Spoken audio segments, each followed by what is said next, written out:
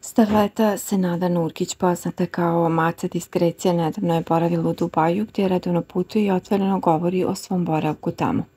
Tokom poslednje posjete odlučila je da obiđe jedan od tržnih centara kako bi kupila garderobu i suvenire, ali ta shopping tura nije prošla bez problema. Naime, čim je ušla u tržni centar u kombinezonu koji je otkrio više nego što je skrivao, prišla joj je policajka i upozorila je da napusti objekat ili da se dodatno obuče u skladu sa lokalnim pravilima o oblačenju. Kako kod sebe nije imala ništa čime bi se mogla da pokrije, Maca je bila prinuđena da napusti tržni centar i odmah potom kupi haljinu. Problem je bio jer mi je sve bilo providno, ovo mi nije prvi put, ista stvar mi se desila i prije 3 godine. Morala sam da se presvučem i sad izgledam kao neka baba, izjavila je Maca Diskrecija. Ovo joj se ne događa prvi put.